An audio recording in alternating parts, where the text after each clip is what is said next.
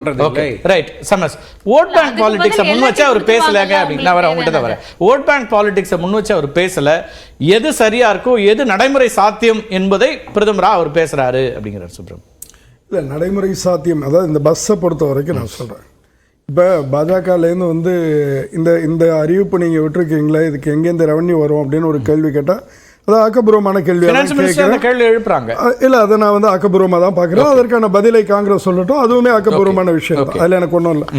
உதாரணமாக சொல்ல போனோம்னா, விவசாயிகளுக்கு இந்த பாஜக அரசு கொடுத்துட்டு இருக்கக்கூடிய தொகை ரூ. 6,000 வருஷத்துக்கு கொடுக்கறது 2,50,000 கோடி கிட்ட கொடுத்துருக்காங்க. இப்போ அது வந்து அடுத்த கட்டம் ராகுல் சொல்கிற மாதிரி இருந்தால் பல மடங்கு அதிகரிக்கும். அப்போ அது எவ்வளோ ஆகுங்கிறது இப்போ நாங்கள் எல்லாமே எங்களோட எடிட்டோரியலில் உட்காந்து டிஸ்கஸ் பண்ணியிருக்கோம். அதனால் அதெல்லாம் ஆக்கப்பூர்வமானது, அது பிரச்சனை இல்லை. ஆனால் இப்போ நீங்கள் வந்து அவங்க குறிப்பிடுறாங்க இல்லையா, இதை வந்து மக்களுக்கு ஓட்டு போடுறத தாண்டி வந்து சிந்திச்சு கேட்குறாருன்னு. இந்த கேள்வி எங்கே கேட்குறாருங்கிறது தான் முக்கியம். இப்போ பிரதானமான விஷயம் என்னன்னா, உத்தரப்பிரதேசம், பீகார் இந்த இடங்கள் வந்து அங்கிருந்து வரக்கூடிய கேள்விகள், எதிர்கேள்விகள் என்ன இருக்கு அப்படிங்கிறது தான் முக்கியம். வேலைவாய்ப்பு, வளர்ச்சி, முன்னேற்றம். மிக முக்கியமாக இன்னைக்கு உத்தரப்பிரதேசம்ங்கிறது இந்தியாவிலேயே மிக அதிகமாக இடம்பெயர்வு, புலம்பெயர்வு நடக்கக்கூடிய ஒரு மாநிலம். கிட்டத்தட்ட வந்து 20ல் ஒருத்தர் வந்து வெளிமாநிலத்தில் இருக்கிறார். அதை காட்டிலும் 3ல் ஒரு பங்கு வந்து மாநிலத்துக்குள்ளாரையே புலம்பெயர்வுங்கிறது நடந்துட்டு இருக்கு. குடும்பத்துக்கு ஒருத்தர் அப்படின்னு சொல்லி புலம்பெயர்தல் ஒரு காமன் ஃபினாமினாவா இல்லையா? இல்லை, அதில் மாநிலங்களுக்கு மாநிலம் வந்து மாறுதல் இருக்கு. இப்போ உதாரணமாக தமிழ்நாடு போன்ற மாநிலங்கள்ல மாநிலத்துக்குள்ளான புலம்பெயர்வு அதிகமாக இருக்கு. இங்க வெளியிலேருந்து வரவங்க அதிகமா இருக்காங்க. அதே சமயம் இப்போ உத்தரப்பிரதேசம் நிறைய வெளிநாடுகளுக்கு போயிடுறாங்க.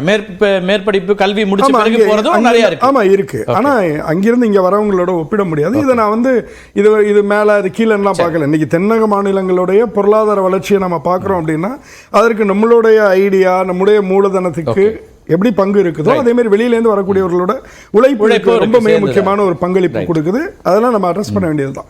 நான் சொல்ல வேண்டியது என்ன அப்படின்னா, இப்படி வரக்கூடிய இப்போ ஒரு மெட்ராஸ்க்கு வரக்கூடிய, சென்னை வரக்கூடிய பீகாரி ஒருத்தரோ அல்லது உத்தரப்பிரதேசத்தை சேர்ந்த ஒருத்தரோ அவர் இங்கே இருக்கிறத பார்க்குறாரு. இங்கே இருக்கிறத பார்க்கும்போது அவருக்கு என்னன்னா, இது ஏன் மாநிலத்தில் ஏன் வரல அப்படிங்கக்கூடிய கேள்வி இருக்கு. இதை நான் ஏன் வந்து பெறக்கூடாது அப்படிங்கிற ஒரு கேள்வி இருக்கு. அது தன்னை நோக்கி வரும்போது அதற்கு மடைமாற்றுவதற்கான பதிலாகத்தான் இதை பார்க்குறேன். ரெண்டாவது அதில் பொருத்தப்பாடு எதுவுமே இல்லை. நான் ஏற்கனவே சொன்னது அதுதான். இப்போ ராகுல் காந்தியை நோக்கி நீங்கள் வந்து இந்த பிளானை கொண்டு வரீங்களே, எங்கேருந்து உங்களுக்கு உள்ள நிதி இருக்கு அப்படின்னு சொல்லி நீங்கள் கேட்குறீங்கன்னா அது அர்த்தமுள்ள ஒரு விவாதம். ஆனால் இப்போ பஸ் விஷயமோ அல்லது நீங்கள் அரிசி விஷயமோ இதெல்லாம் வந்து ரேவடி பாலிடிக்ஸ். இது வந்து இந்த 5 மாநில தேர்தலுக்கு முன்பு அவர் இதே தான் ஆரம்பித்தார். ஆனால் மத்திய பிரதேசத்தில் திரும்பி ஆட்சிக்கு வருவதற்கான மிக முக்கியமான காரணமாக இருந்தது அங்கு பாஜக அறிவித்த நலத்திட்டங்கள். இன்னைக்குமே வந்து உத்தரப்பிரதேசத்தில் வந்து நம்ம வந்து எப்படியா இருந்தாலும் பாதிக்கு குறைவா வந்து அவங்க பாதிக்கு மேல வெல்வாங்கிறதுல யாருக்கும் எந்த விதமான சந்தேகமும் இல்லை. பாஜக 10 ஆண்டுகளுக்கு பிறகு 80ல் 40வது வந்துருவாங்கிறதுல யாருக்கும் சந்தேகம் இல்லை. அப்படின்னு இல்ல நான் சொல்வது குறைந்த மதிப்பீடா சொல்றேன். அவளுக்கு கீழே யாருமே எஸ்டிமேட் பண்ணலங்கிறதுக்கு 10 ஆண்டுகளுக்கு அப்புறம் 40 தொகுதி வர்றதுங்கிறது ஒரு முக்கியமான விஷயம் தானே. அப்படி இருக்கும்போது அதற்கு காரணமும் கூட அங்க செய்யப்பட்டிருக்க நலத்திட்ட உதவி தான். அப்ப நான் சொல்ல வர்றது, இங்கிருந்து நீங்க எதெல்லாம் அடாப்ட் பண்றீங்களோ அதுதான் இன்னைக்கு வந்து உங்களுக்கே வந்து எனர்ஜி கொடுக்குது. அப்ப நீங்களே இதையும் பேசுவேன் அதையும் பேசுவேங்கிறது இது ஒரு மலினமான ஒரு அரசியல். அப்படிதான் நான் பார்க்கிறேன். ஓகே சையத், உங்கள்கிட்ட ஒரு கேள்வி இருக்கு. பிரதமர் பேசும்போது சொல்றாரு, on one side there is a BJP NDA alliance, எங்களோட alliance dedicated to national interest. ஆனால் இந்தியா கூட்டணிக்கு என்ன இருக்குன்னா, அவங்க டு கிரியேட் இன்ஸ்டபிலிட்டி இந்த கண்ட்ரி, ஒரு நிலைத்தன்மையற்ற ஒரு இடத்த கொண்டு வரதுக்கு பார்க்குறாங்க.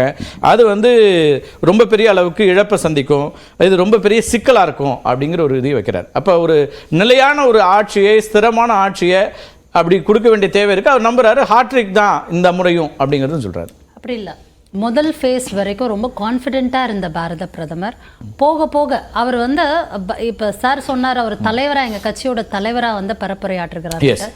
ஒரு சாதாரண ஒரு ஆம் ஜனதா அப்படின்னு அவங்க சொல்லக்கூடிய சாதாரண மக்கள் அவரை தலைவராக பார்ப்பாங்களா, பிரதமராக பார்ப்பாங்க அப்படின்றத அவர் சொல்லணும்.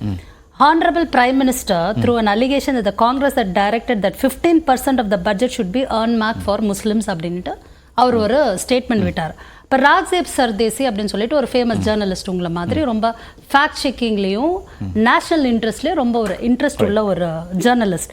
அவர் வந்து ஒரு ஸ்டேட்மெண்ட் சொல்கிறாரு, இந்த பட்ஜெட்டோட அவுட்கம் வந்து minority affairs for the year 2013-14 UPA that wherever possible 15% of the outlay should be spent on development project for minorities. இதே சேம் 17 வரைக்கும் இருக்கு.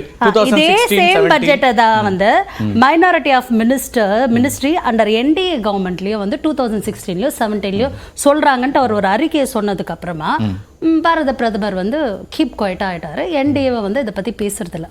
இப்ப ஸ்டெபிலிட்டி ஆஃப் கவர்மெண்ட் அப்படிங்கறது வந்து கடந்த 60 ஆண்டுகள்ல வந்து காங்கிரஸ் வந்து ப்ரூவ் பண்ணிருக்கு. ஓகே, வாஜ்பாய் கவர்மெண்ட்ல பிஜேபியும் ப்ரூஃப் பண்ணிருக்கு ஸ்டெபிலிட்டி ஆஃப் கவர்மெண்ட்ங்கிறது.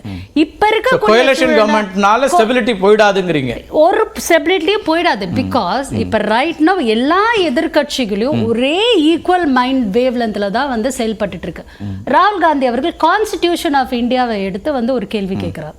இன்னைக்கு சுப்ரீம் கோர்ட்டோட பிரசிடென்ட்டா கபில் சிபல் அப்படிங்கிற ஒரு நியூட்ரலானவர் ஒருத்தரை வந்து உங்க கட்சியோட எங்களோட கட்சியோட எக்ஸ் எம்பி இப்ப வந்து அவர் வந்து முன்னாள் மத்திய மந்திரி இப்ப வந்து ஒரு சுயேட்சை எம்பி அகிலேஷ் வந்து சப்போர்ட் பண்ணி ஒரு சுயேட்சை எம்பிய ஒட்டுமொத்த லீகல் சிஸ்டம் வந்து சப்போர்ட் பண்ணுது. Chandrachud the chief justice honourable chief justice of India historical judgements கொடுக்கறாரு. இது எல்லாமே பாத்தீங்கன்னா இந்த நாட்டுல வந்து கான்ஸ்டிடியூஷன் இஸ் அண்டர் த்ரெட் அப்படிங்கறது வந்து தெளிவா தெரியுது. இது எப்படி ஜட்ஜ்மென்ட் கொடுக்கும்போது எப்படி த்ரெட் இல்லங்க அவரே சொல்லல. பிஜேபிக்கு அண்டர்ல இருக்கக்கூடிய கவர்மெண்ட்ல constitution of India is under threat அப்படிங்கறத வந்து chief justice of India time and again வந்து கோடிட்டு காமிக்கிறார்.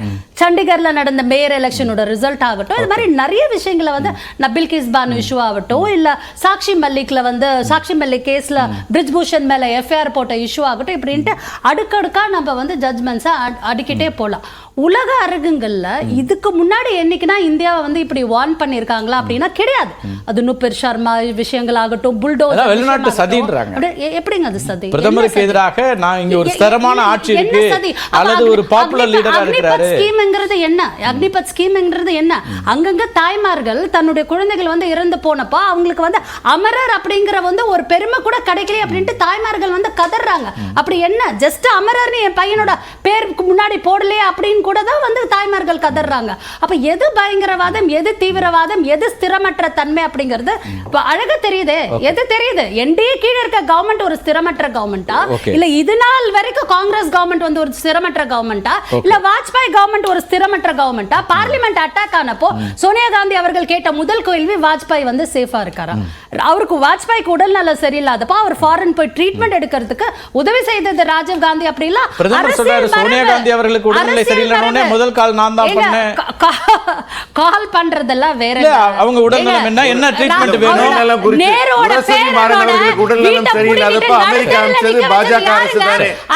முரசொலி மாறன் அவர்களுக்கு உடம்பு சரியில்லாதப்ப அவர் வெளிநாட்டுக்கு அனுப்பிச்சு ட்ரீட்மெண்ட் நடத்துறது எங்க அரசு தானே. இந்த நாட்டின் போர்க்காக இந்திரா காந்தி.